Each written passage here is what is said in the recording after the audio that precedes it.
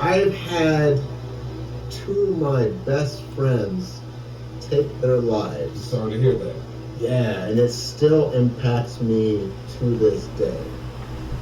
So that's one of the reasons why I have pursued personal therapy, is to keep my mental health in check and also get a semblance of healing and realize that these two friends of mine are no longer here in body, but they're here in mind and in spirit.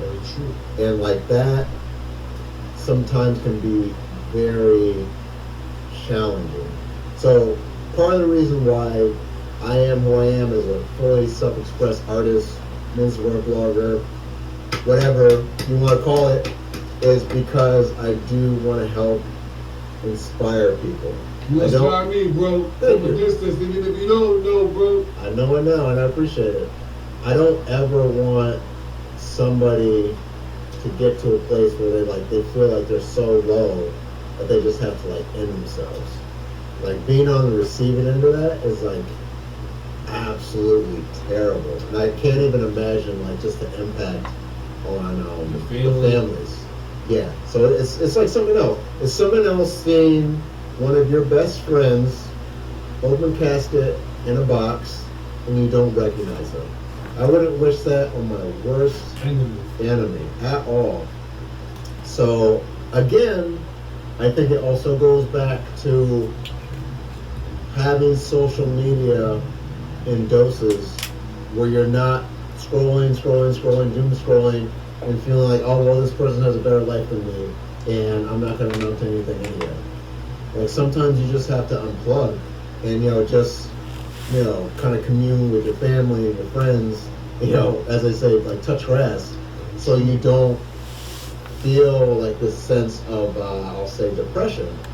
Like, there's a lot going on in the world. So it'd be nice if before we get to the next topic. Yeah, go for it. So you feel the urban neighborhood? Oh, it's definitely real in the urban. I dealt with it a lot growing up. Me too. It was never diagnosed, but looking back and some of the feelings I had at that time, I was like, oh, okay, I was definitely depressed. And now I have I don't want to say coping mechanisms, but I have the strategies on how to pull myself out of that. But as a kid, I didn't know. I didn't know what it was. So, I think it's absolutely prevalent in urban communities. Like, we have a lot stacked against us. We just got to work harder, honestly, to have some of the privileges that people that may not be in an urban environment may have. True. That's how I feel about that. If you could go anywhere in the world right now when we're talking, where would you go and why? When you ask that, first thing that comes to mind is all right, so I'll say two places. One, for a familiar place that I've been to and I enjoy, definitely Barcelona. Like being on the beaches, the beautiful weather, the food, the relaxed vibe, absolutely that. For a place I haven't experienced yet, probably South Africa, to be honest. Shout out to that. I haven't been yet. I know my wife wants to go as well, so that's definitely on the list. I want to go back. I can't wait for you to make it there. Hope you make it there. I'm going to make it there. And when you make it there, I'm going to reach out to you. I'm like, yo, send me a pic or two that you listen. You got it. I want a couple pics. Pic and video. I appreciate that. I got you. If you could be any piece on the chessboard, even if you don't play chess, what piece would you be and why? I guess a knight comes to mind. So why would you be a knight? I think that's how I carry myself anyway in my day-to-day life as a knight. I don't have to be the center of attention all the time.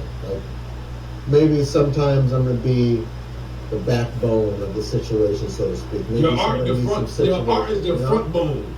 I appreciate every situation. Listen, I am pulling He's trying to be like Alice with it. His art is the front bone. Yeah. Yo, if you see this man when I go on his social media, man, I was an artist. I got different type of art, but that type of art he doing, it hit your spirit different. And the art is all about being multifaceted. For social media, they're always niche down, focus on one thing. I'm like, Nah, I can't do that. No, I can tell, bro. So, shouting out the book I did with Sky I got Zoo. him on my wall. Yeah, He knows now. He knows. That's referencing my cartooning, Charles Schultz-esque style comic book. I'm also into impressionism, so I'm an oil painter. Like I am into creating like pieces that might be florals or urban landscapes. I'm actually working on a series right now inspired by Picasso. And people know Picasso for like one style, but he's had many styles over the course of his lifetime. And that's what my wife and I were able to discover when we actually visited Spain. And I was like, oh wow, like you started doing this more realistic style and you kind of turned it into like this childlike style. So that's inspired me to like really lean into being into cartooning, like semi-realism, impressionism, not only knowing what those different things are, but being able to pull from them and put it into my art. Like I'm all about being a multifaceted artist. Like I'm not just a visual artist, I'm a photographer. Photography came about with me being into comics, when I take my own reference photos. Now I take my own menswear photos.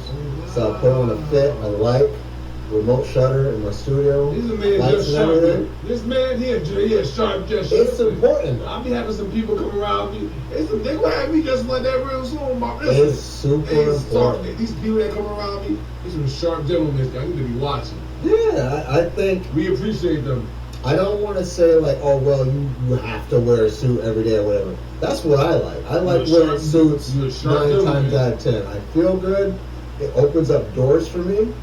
People take me seriously, and I think it's interesting having that, I'll say, juxtaposition. I may be dressing like a lawyer, but being a visual artist. Yeah, wearing that pinstripe suit, like, oh, you're in law. Nope, I'm an artist. Wrong. Wrong.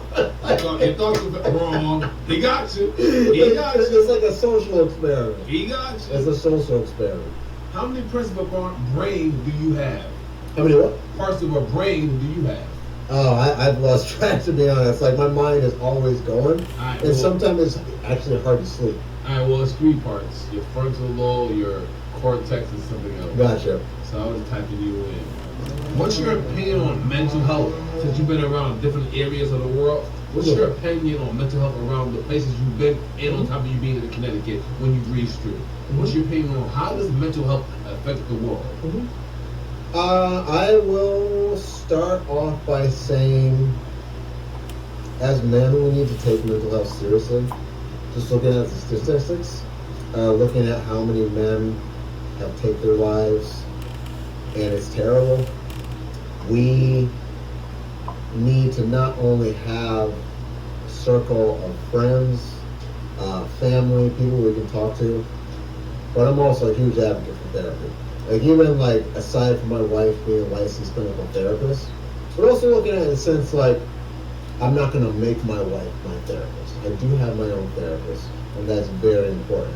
And we've got a shorthand where she knows what's going on with me when I start the session, which is great. And I'll kind of give her a heads up, like, hey, I'm dealing with this week. Can we talk about it? Can we schedule a session? And it's something where I feel like mental health is being more accepted, but at the same time, we still have like this machismo, like, oh, well, just find help in the church, or you're weak, you're in therapy, blah, blah, blah. Like, getting help so you can be the best version of yourself is not weakness at all. It's not. Like, you're pouring into yourself, you're pouring into others. Like, it's just needed. Like, I've been in situations where therapy has helped me, I won't even say like rediscover myself, but find a new, more empowered version